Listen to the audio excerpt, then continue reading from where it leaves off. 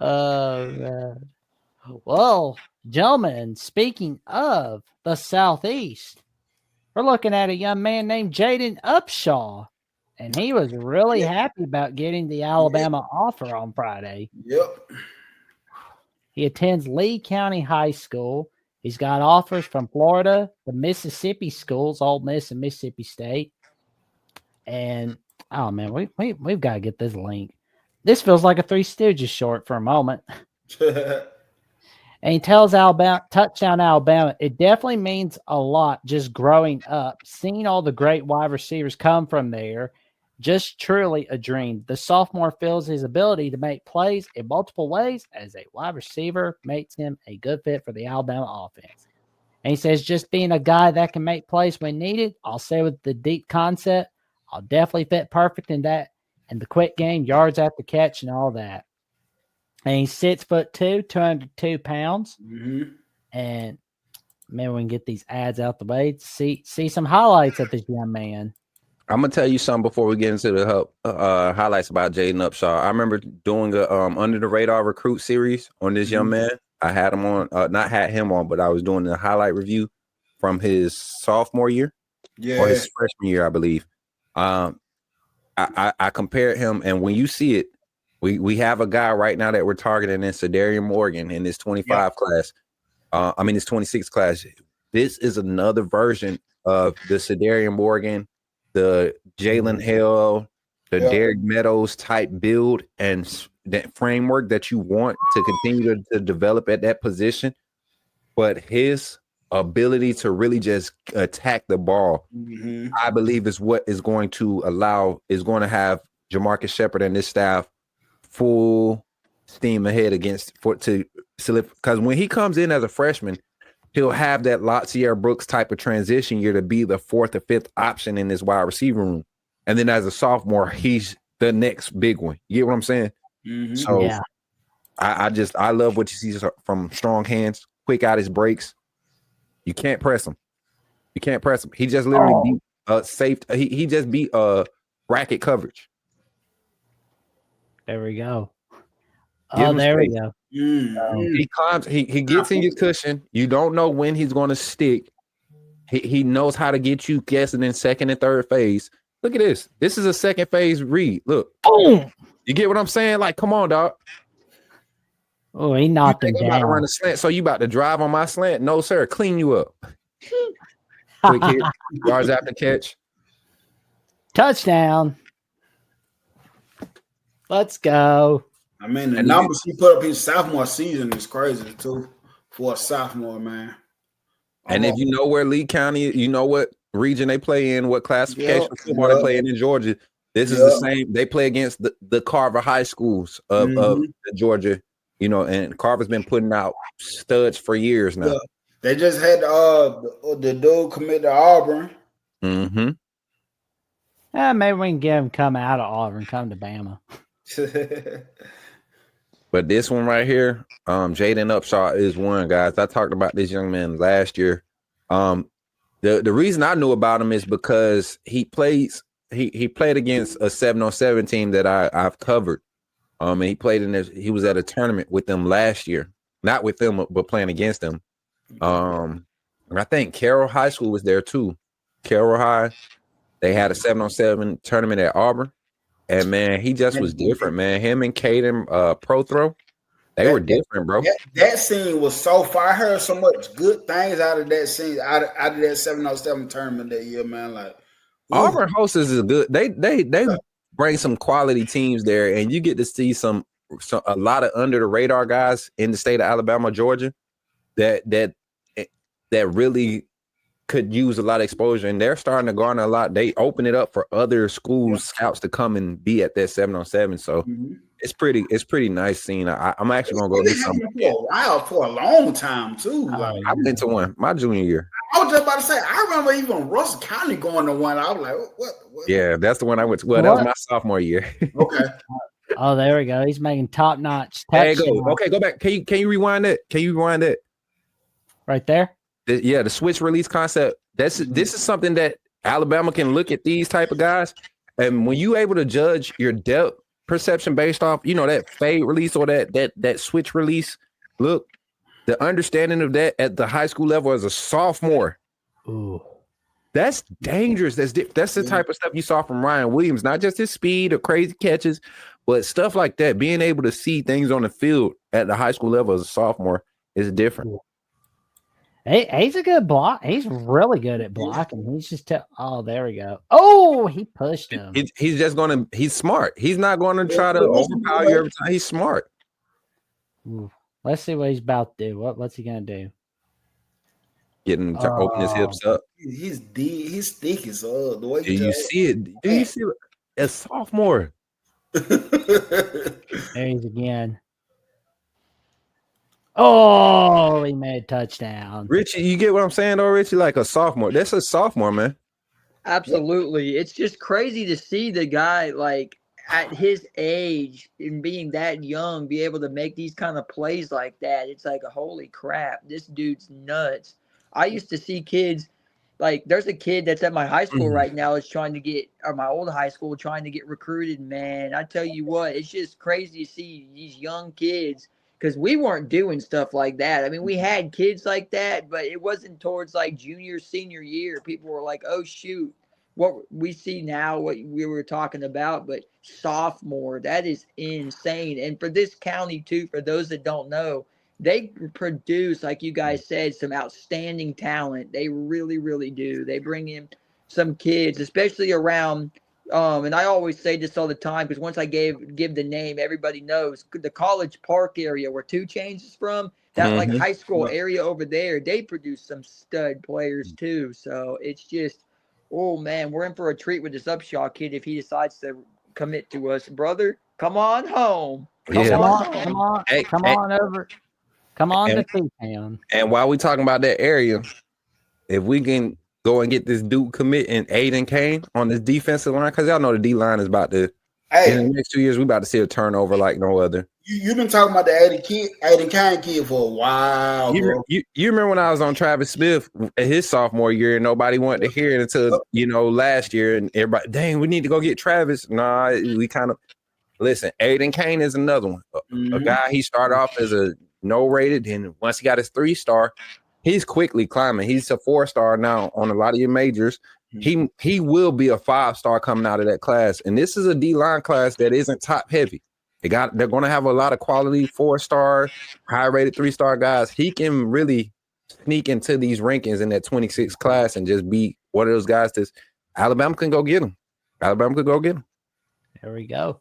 And we're looking for a 5-star linebacker from North Carolina. The young man's name, Jalaythan Mayfield. Ooh. So he's getting offers from North Carolina. Oh, that's right. Bill Belichick coaches there. Not. I think his girlfriend's part of that recruiting class. I mean, that's why it's like no, don't give in the temptation. Don't give in the temptation. I mean, I know it's not a freaking Tom and Jerry cartoon where they just like show the leg and then you just run on over to North Carolina. Come on to a winning school like Alabama, Mayfield. Do not give in the temptation. Do not give in the temptation. And you're not going to get big wins at Tennessee, just so you know. But he did say receiving an offer from Alabama is a big deal to me, considering that they are known for producing great linebackers and putting them in the NFL. Could not agree more. And, as this article written by Justin Smith, shout out to Justin Smith, it says that Henry, how do you say that last name? Henry Toa. Thank you, Coach. Henry Toa and Christian Harris are the latest examples where Jaheed Campbell set to show the Alabama standard of development is still alive. And he says, and Mayfield says he is loving what the program is all about, which is winning and development. He's 6'1", turned to 25 pounds, and he goes to Lincolnton High School in Lincolnton, North Carolina. And I'm gonna tell y'all like this. With what we have in the linebacker room, I think he's a long shot unless we see like a mass exodus, with the culture failure after this season. He's a long shot in trying to retain him. And I know it's a 27 product, but it's some guys that are locked in or 26, 25, 26, and early needles tilting towards some in-state guys for 27 in the state of Alabama at that linebacker position. And a guy like Mayfield, his skill set, he's limited to that inside linebacker position. Unlike a lot of the guys that we're seeing Alabama starting to recruit. And you look at the skill sets, is just he's a swarm type player. You know, he's not going to dominate. He's not going to be a crazy developed pass rusher. He's just to get to where the ball is. He's going to be in on everything. And I don't think that necessarily provides you a shoe in to be in a lot of these recruiting classes for this defense. A lot of these guys are having to learn how to do that because they are the guy, you know. So now they're coming to a team full of the guys, especially in the linebacker room. Talk about the Wolf position. The Mike position is stacked. We got some guys learning the Will, playing between Will and Wolf. So I think we're in a different spot with the linebacker position. But, you know, offering him, you see what Alabama's doing. Keeping the position very flexible. Yeah. There we go. Oh, man, he's just knocking guys down. He's like, this is my house now. My house. My house. You don't do that in my house. What's he going to do? What's he going to do? Boom. Knocks him down.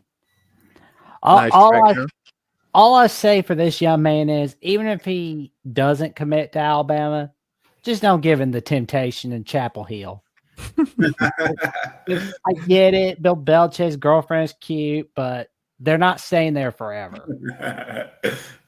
I mean, the last time, like when South Park was making fun of Bill Belichick in 2008, his girlfriend was I think 5 or 6 years old.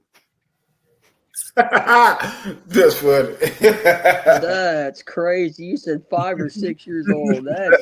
I can't even wrap my head around that. That's scary. That is scary. Well, I'm just mate. I'm just like, no, don't go to North Carolina. He won't be there forever. But we will probably see a Bill Belichick, Nick Saban interview on College Game Day for week 1. So, let's see the touchdowns. There we go. Boom. Touchdown. Let's go. There we go. Oh, he's going for a sack. There he is. Oh, he's jumping. And I guarantee too, if you're committing to North Carolina, and I might be, crazy to say this, but you weren't going to North Carolina because of what they've done before. You're only going because of who's there at coach. Check. That's exactly it. There's no way in my head. You can't get me to believe that these kids, like North Carolina had their list of guys, like Amari Hampton out of the draft this year looks like a stud and a sleeper, but like you can't sit there and convince me that they've done enough these past years to go, wow, I've got to go to North Carolina. Like, come on home, brother. That's all I can say. Oh, there you go. No tackle loss. Boom. Sorry, this is my house now. There we go. I gotta say, I do hope he commits to Alabama, but if he doesn't, that's okay. There's always plenty of linebackers. I always look at the guys that really fits what Alabama's doing. The guys that they can look at that they can really teach what they want, what they're trying to implement in the guys. Like I even look at a guy like a Dual Sanders, somebody that's familiar with what coming out of high school with what they do on the defense already. I actually I know he's there now, but I was also look at him as a future play caller, with future play caller for our defense, and those are the guys that we're going after now. The recruiting strategy is so strategic right now. It's amazing what this staff is doing in the recruiting side. Like I even seen the dude today. Out of what is it, Nevada, Jet Washington? Somebody that's got an official visa. Kobe's nephew. Yeah, somebody. But what I see is the length, and that's what they're recruiting in the secondary now is length, And somebody that saved 6'5" and 200 right now, like those are the guys that I'm looking at. Like I like those guys a lot, man. Not just that, man. Not just that, but like you got to think this is a staff. They're not going for names. They didn't chase names in the portal. Nope. They didn't chase names when they got the job and were guys were able. The door was open for people to transfer into Bama. They didn't chase. They went in and recruited and evaluated quality guys. But you look at guys like that linebacker. He's not a scheme fit. I look at this class, this 25 class now that just signed. We had Jaden Harmon, and who was the other? We had Jaden Harmon. What's the other linebacker he decommitted? He was committed to Miller T. What's the young man's name? He was committed, but he was committed at the beginning of the class at linebacker. He committed at the beginning of this process, then he decommitted late. I don't know, but he left the linebacker. It was 5 linebackers, 4-star, 5-star linebackers that we had committed to this class. You look at the guys that ended up signing and enrolling: Luke Metz, Duke Johnson, Abdul Sanders, and Justin Hill. 2 of those guys are playing 1 reps right now because of injuries in front of them and are going to be in the rotation. One being Justin Hill. Luke Metz, with that weak side linebacker position, we've seen how guys have been able to be plug and play in Kane Womack style of defense. Abdul Sanders, another guy that's literally probably going to start. If Justin Jefferson or Deontay Lawson isn't 100% by week in the fall, this staff, I believe, is very comfortable with throwing him and Caden Jones in a rotation with Nakai Hillis Green. I guarantee it. They're even with QB Reese and his going into his second year. This linebacker core is going to benefit from quality evaluation and scheme. Kane Womack is a linebacker guy by trade. If anybody knows how to go out and get a guy that knows how to get to the ball in this scheme, is going to be Kane Womack, and I think he's done that. Oh man, Kane Womack, the Womack bat. And so, with that being said, man, one of the things that got on my nerves so much is you hear the Alabama fans, man, we got to go get the guys from the South. We got to go get more guys. I like, for one, give it time. He got to build relationships down South.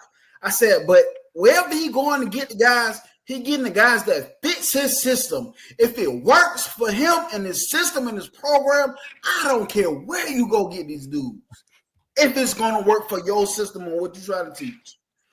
There we go. Because all these guys down south that everybody wants, doesn't fit what he's trying to do with this defense. Don't fit. There we go.